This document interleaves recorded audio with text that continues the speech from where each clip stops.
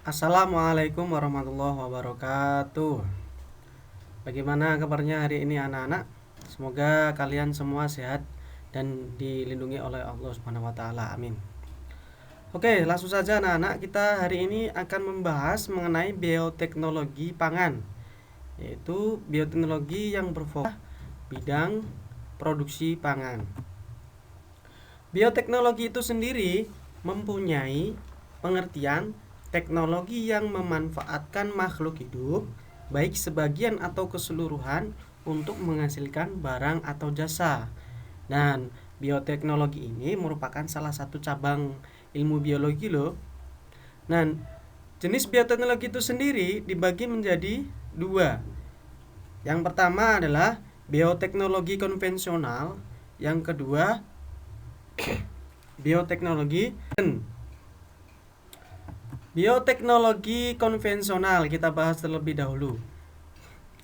Bioteknologi konvensional ini bioteknologi yang memanfaatkan organisme secara utuh dan dilakukan tanpa adanya fertilisasi, tetapi menggunakan teknik fermentasi. Bioteknologi konvensional ini mempunyai kelebihan dan kekurangan pada bidang produksi pangan. Kelebihan pertama yaitu menggunakan bahan yang harganya relatif murah. Kemudian kekurangan yang pertama, tidak bisa diproduksi dalam jumlah besar. Kelebihan yang kedua, menggunakan bahan yang mudah didapat. Kekurangan yang kedua, tidak bisa mengatasi masalah genetik yang sudah ada sebelumnya. Kelebihan yang ketiga, teknologi yang digunakan sederhana. Kekurangan yang ketiga, proses bioteknologi dipengaruhi oleh kondisi alam berupa suhu dan hama. Kelebihan yang keempat, tidak memiliki dampak negatif jangka panjang. Kelebihan yang kelima, bisa meningkatkan nilai gizi makanan. Selanjutnya, contoh-contoh produk bioteknologi yang dihasilkan bioteknologi konvensional. Saya sajikan di sini ada bahan berupa tepung. Difermentasikan dengan bakteri Rhizopus stolonifer menghasilkan produk berupa roti. Kemudian ada kedelai, difermentasikan dengan bakteri Rhizopus oryzae menghasilkan produk berupa tempe. Selanjutnya ada kedelai juga, difermentasikan dengan bakteri Rhizopus oryzae bisa menghasilkan produk berupa kecap.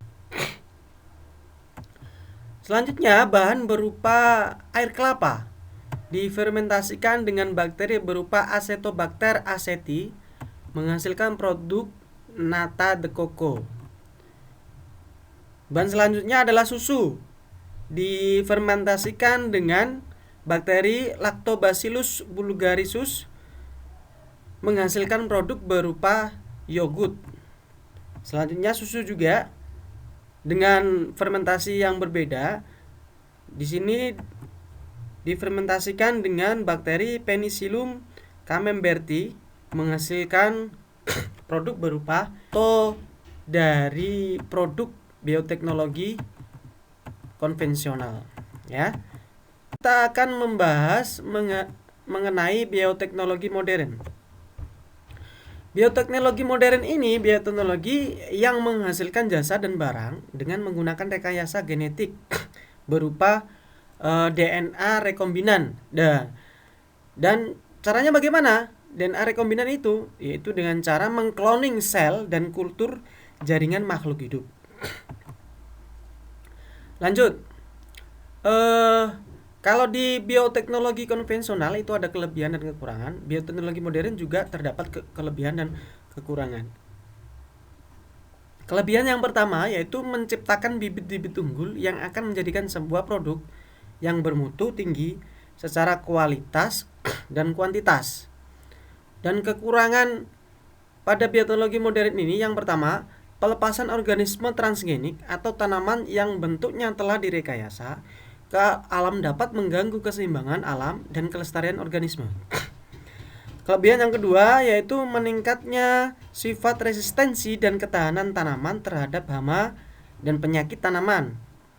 Kekurangan yang kedua, Pencemaran bioteknologi pada kasus ini terjadi karena apabila makhluk hidup transgenik lepas ke alam bebas, bertemu dan kawin dengan makhluk normal, dapat menghasilkan keturunan yang mutan. Kelebihan yang ketiga, mengatasi terbatasnya lahan pertanian. Kelebihan yang keempat, mengatasi produksi bibit yang sama dalam jangka waktu yang singkat. Yang kelima, mengendalikan serangga perusak tanaman budidaya. Nah, dilihat dari perkembangannya, hasil bioteknologi ini masih dalam kategori terarah. Selain itu, hasilnya juga sangat memuaskan dan dapat dikendalikan sepenuhnya dengan baik. Bioteknologi di zaman modern seperti ini sekarang memungkinkan manusia untuk melakukan manipulasi genetik. Teknik manipulasi seperti ini memang mulai berkembang semenjak banyak ilmuwan yang sukses memanipulasi genetik secara in vitro.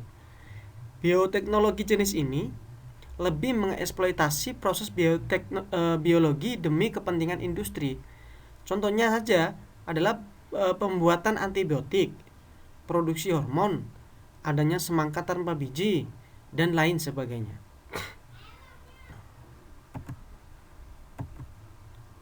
Kita lanjut, perbedaan antara bioteknologi konvensional dan bioteknologi modern. Yang pertama, konvensional hanya bisa menghasilkan produk dengan hasil yang sedikit. Pada modern dapat menghasilkan produk dengan hasil yang banyak. Yang kedua, konvensional tidak memodifikasi agen biologis. Yang modern memodifikasi agen biologis. Yang ketiga, tidak dengan cara rekombinan gen. Yang modern menggunakan cara rekombinan gen. Yang keempat, membutuhkan biaya yang sedikit. Yang modern membutuhkan biaya yang tinggi. Yang kelima, pada konvensional menggunakan perlengkapan dan teknologi sederhana dan murah. Pada modern menggunakan perlengkapan dan teknologi canggih dan mahal. Yang keenam, pada konvensional diperkenalkan sejak ribuan tahun lalu. Pada modern dikenalkan pada tahun 1917. Pada konvensional tidak bisa mengatasi masalah kesesuaian genetik. Pada modern bisa mengatasi masalah kesesuaian. Lanjut, dampak penerapan dan pengembangan bioteknologi. Nah, penerapan bioteknologi dan pengembangannya itu sangat berdampak sekali pada lingkungan, masyarakat, dan makhluk hidup sekitar. Kenapa? Karena bioteknologi merupakan memanfaatkan makhluk hidup untuk membantu pekerjaan atau menghasilkan suatu produk yang bermanfaat bagi manusia. Selain itu, menghasilkan bahan makanan bioteknologi juga sangat bermanfaat dalam bidang fermentasi, kedokteran, dan industri. Selain membawa manfaat, ternyata bioteknologi dapat merugikan manusia. Misalnya, produk bioteknologi hasil rekayasa genetika dapat menyingkirkan plasma nutfah, yaitu jenis makhluk hidup yang masih memiliki sifat asli. Beberapa kerugian yang dapat ditimbulkan oleh penerapan dan pengembangan bioteknologi adalah sebagai berikut. Dampaknya adalah pada lingkungan, kesehatan, dan sosial dan ekonomi. Pada lingkungan, dampak yang terjadi adalah polusi gen. Organisme transgenik ini jika tidak dikelola dengan baik, maka akan dapat mencemari keanekaragaman gen yang ada di lingkungan alami atau merusak plasma nutfah. Misalnya tanaman jagung yang tahan terhadap herbisida, maka ketika jagung transgenik ini ditanam di lahan alami, maka serbuk sari dapat membawa gen jagung transgenik dan menyerbuki jagung alami. Hal ini membuat gen-gen pada jagung alami sudah terkontaminasi dengan gen-gen dari tanaman jagung transgenik.